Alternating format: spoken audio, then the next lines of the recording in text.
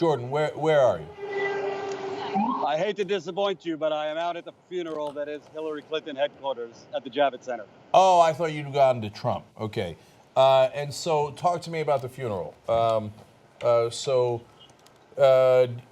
Like, set the whole scene for me, Jordan, because I don't know what happened. I know our protesters went there.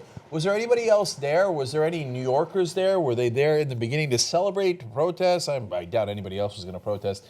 Anything else? Like, what was the scene outside of Jacob Javits Center? We were about 5 blocks from Jacob Javits Center. It was blocked off. You couldn't get that close. But it was packed. And as you know, Cenk, it had a glass ceiling. So they were ready to rock and roll. We saw our protest was great. I mean, I think we had like 70 or 80 people. And it was very great, very good. We got great footage. And people were under the assumption the whole time that Hillary Clinton was going to win. So on our end, once these results started trickling out, I mean, people were in absolute disbelief among our protesters.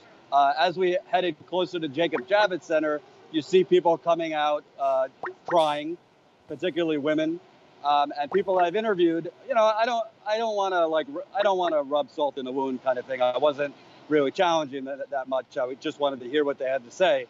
But we've gotten people saying they just weren't ready for a woman president. I've gotten people telling me that the media is to blame for elevating Donald Trump. When I asked a few people, well, what do you think about the fact that he has won all these Rust Belt states? Do you think trade had anything to do with it? Maybe her message wasn't that great. Her background and her husband's background with NAFTA. It wasn't registering with them. In fairness, there's a lot of emotion out here. They're very upset. Every supporter I've spoken to is very upset. So I don't think they're going to really have the true diagnosis of what went wrong. But they are looking at it more as a structural issue. They didn't have enough. They just had bad turnout in this particular election. That the media screwed her. One guy very fervently said he wants to take James Comey's head on a platter. He's blaming it on Comey. Not a lot of talk about Hillary Clinton might have not been the right candidate. No, you know what? That's the reports. It is trickling in, super anecdotal. But I haven't gotten a chance to see the rest of the media and the Democratic establishment reaction yet. We'll have all that on tomorrow's show. But what's trickling in now is total denial. What Democratic Party faults? I don't know what you're talking about. Already, you know, look, Twitter's not much, but you know, is it us? Is it, you know, was it James Comey? Was it the sexism?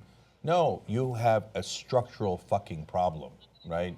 Well, so let's not oversimplify things. It's all of those things. Mm-hmm. Yeah. Like sexism was a part of it. Comey was a part of it. She was a terrible candidate. The DNC pissed off a lot of people. All of those things influenced it. It's so easy to want to identify the one thing that it is, but I mean, the idea that Comey didn't influence it by the media covering nothing but the email scandal for like the 6 days leading up to the campaign, or that sexism had nothing to do with it, 75% of white, non-college educated men just happened to all simultaneously hate her, and at the same time, she turned off almost every progressive in the country. They were rightfully pissed off at not just her, but also everyone she'd surrounded herself with. All of those things are true, and a bunch of things I haven't thought of yet. I mean, look, in regard to the sexism thing that you just mentioned, Hillary Clinton got blamed for the deviant behavior of Bill Clinton, but Donald Trump didn't get any negative, consequence as a result of his infidelity, him allegedly sexually assaulting people, him allegedly raping his ex-wife. So I think that's a perfect example of that. There are certain things that certain men can get away with that a woman wouldn't get away with. She's not the one who cheated. She's not the one who did anything shady in her relationship, but it didn't matter. She got blamed for the behavior of Bill Clinton in that case. You know what? It's horrible that she would get blamed for the behavior of Bill Clinton, but I think maybe some of the calculation was like, well, she's okay with Bill Clinton doing that shit. I could be okay with Donald Trump doing that shit. I know, but what Bill Clinton did and what Trump did, allegedly did, they're completely different. Right? I'm going over the top. I actually don't agree with you guys. I think there was only one reason, the Democratic Party. I think that if Comey hadn't happened, they would have lost anyway. If they had a male candidate who was as establishment as Hillary Clinton, they would have lost anyway.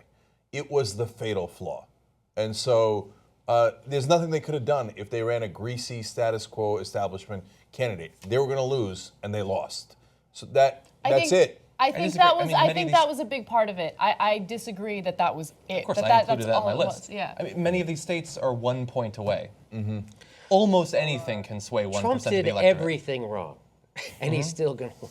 Yeah, I know. That's That's right. how bad of a candidate she was. I want to go Yeah, back to I'm George. just saying that how bad of a candidate she is one of many things that you can blame. Okay. I want to go Frank, back. I also Jordan, go want to ahead. point. I also want to point out for you. The people are very scared. You could see it in their eyes. I mean, they're upset.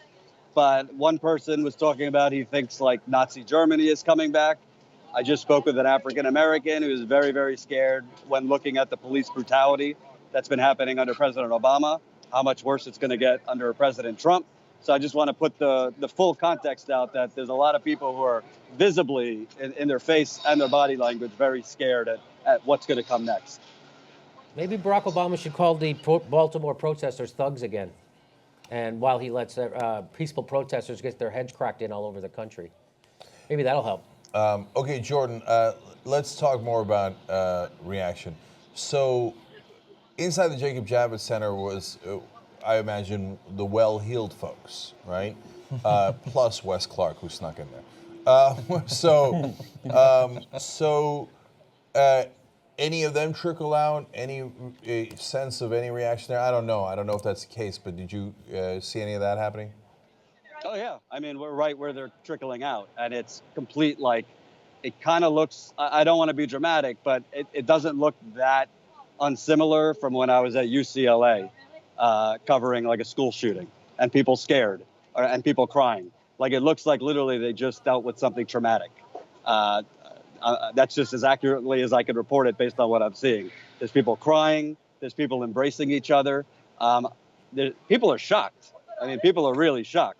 I haven't, I'm not doing the whole I told you so stuff, maybe tomorrow on Twitter, but I'm not doing it tonight. And people are really in disbelief. There's not one person I spoke to who told me at the beginning of the night, one person told me the New York Times told me it was a shoo-in. She was going to win, which gets to our discussion on the mainstream media. So people are shocked. You see women in particular kind of hugging and embracing each other, a lot of tears. And one thing that really strikes me is when I've interviewed people, and this is just human nature, but like they're having a hard time processing, like even answering me. So people are shocked, and when I ask them again about the reasons, you get a lot of things that are just denial, like you said, because I don't think they've processed yet that this wasn't about the first woman, America not being ready for a woman or any of these things. And also with Trump, people are also in disbelief, not only that Hillary lost, but the fact that somebody so completely unprepared, so completely winging it. Two people told me he just winged the whole thing, could become president in the United States. How enough people voted for him. So there was just a lot of disbelief in that regard. Yeah, because politics is not complicated. You don't have to talk about policy at all. That sucks. I hate it. But it's true. You don't have to do it. It's not like Hillary Clinton talked a lot about policy, but what she could have done is given people hope through the policy. Hey, I'm going to be there for your kids. You want a free education so they have a chance, so they got a shot, so they don't have to work at Walmart like you do? I'm going to do that for you. She never said it. Never said it, right? So, I put it in a Progressive Party platform, Democratic Party platform. That's cute. That's cute. Like we're ever going to do that, right? Why aren't you on the campaign trail talking about it? The campaign trail. He's Trump. He's so bad. He's Trump. Although, again, you have to blame the media because, as we covered, if she had given many speeches about that, the media wouldn't have covered it. No. They spent 4% of the time that they covered Clinton covering all of her policy proposals. Okay, I can see. You can miss that in an afternoon. I concede nothing. You know why? Because it's not like Hillary Clinton doesn't know how to play the press. So when she's got a story she wants to leak about Trump or whatever, she's masterful at it. So if she talks about policy and they don't cover it, she can come out and be like, look at this press. Look at how biased they are. They don't want to talk about policy because they know that Donald Trump's policies are awful. And she could have attacked the press. She could have done what Bernie Sanders did, what Donald Trump does. You know what the press's popularity rating right now is? 9%. But she didn't touch the press because the press is our friends. They're her friends. That's not who she is. You know what I would have done if they didn't cover my policies? I'd have kicked their ass, right? Guys, can I just jump in for a second? Yeah. To me, it's very simple. I'm much more with Jank than I'm with you guys. Yeah, sexism and blah, blah, blah had a little fringe element to it. But here's a real problem. She had no message. No message. What was her message? What was her message? Hold on. No, her message was, this guy's a fucking monster, so you have to vote for me. That was her message. It was vote for me because I'm not him. And even her own campaign statement, I'm with her. What does that even mean? It means nothing. Okay, look, Trump, as idiotic as his message was an actual message. I'm gonna make America great again. And it was false hope, it was ridiculousness, but it made some people think, okay, he'll make America great again. What was her message? I'm with her. That was it. That's ridiculous. I'm almost done. Okay. So look, people aren't going to stand in lines for hours to vote against someone. Okay, they're standing in line for hours because they're inspired to vote for someone. And she never gave anyone that opportunity. Look, Jang said in a different way earlier, but look, here's what people follow. People follow courage. They don't follow titles or nobility. Okay, this is a quote from Braveheart, one of my favorite movies. It's absolutely true. She showed no courage. None whatsoever. And she and the DNC had the fucking audacity to think that she earned everyone's vote. Because why? Because she's not as awful as Trump? I mean, she's a candidate who took $675,000 from Goldman Sachs in a time when Americans are suffering. So if you're getting by on $20,000 a year, $40,000 a year, $75,000 a year, and you're making choices between buying lunch for your kids or medicine for yourself, and you have this woman making a speech to Goldman Sachs, who crashed our economy. She gets paid $225 an hour for that. You think she's on your side, and that her message is "I'm with her"? That is no inspiration whatsoever. Just to be clear, I wouldn't vote for her. You said we're disagreeing. We're not disagreeing. I didn't say that the other things I listed were bigger things. I was saying we can't simply choose the one thing we want it to be about and say that's the only thing. That's the main Just thing. as the chief strategist, again, from the Hillary Clinton campaign, the I'm with her thing, I'd like to explain it. We were counting on the fact that half of America would be female. What we didn't understand was that the other half of America is male. Oversight on our part. What we did do, though, is poll. We thought, we planned, we were so clinical about every step of the way. We tried to, I mean, if you look at our candidate, you'll see that she has no, I don't know what you guys call it, but we call it personality. And because she had no personality, we tried to find out what messages to repeat as clinically as possible. So we used clinical approaches. And what we were up against was this person who could close his eyes and through his egomaniacal, over-the-top hubris could just sniff out pockets of voters and just start saying things. And through his desire to be liked, could say things that appealed to all these pockets of voters and wake up people who had felt disenfranchised and distanced from the political process. It was really a great move on his part. But what ended up happening is we were the immovable object. We were the ones who sat down, and we did all our homework and stayed in one place. But it turns out he was the unstoppable force who was just like, I'm going to do everything possible to be liked. And it turns out that voting is very similar to a high school popularity contest. No. What he did right was he didn't try to hide his ugly warts. He was just like, hey man, I grab women by the pussy. These people are rapists or murderers. He says crazy shit that would have sunk any other politician. But in this time, in this election, the worst thing can be is a talking point machine, standard establishing a politician. And through all of his ugliness, people thought, well, he's different, so I'm gonna go with a different guy.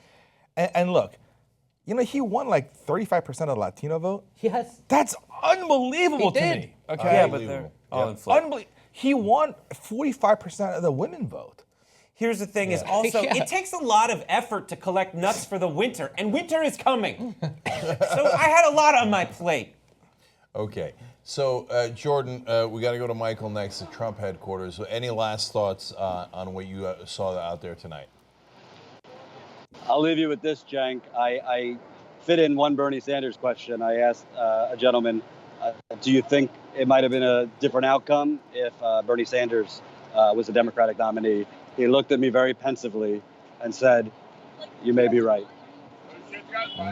Well, that's the note to end on, indeed. Thank you, Jordan Chariton. Everybody check out youtube.com/TYTpolitics for Jordan's great coverage of the campaign as well as the Standing Rock issue in the Dakotas. We need independent media to make sure that we hold corporate media accountable. The people that can make that happen is you. You make the Young Turks possible. TYTnetwork.com/join. Join us. Be the revolution.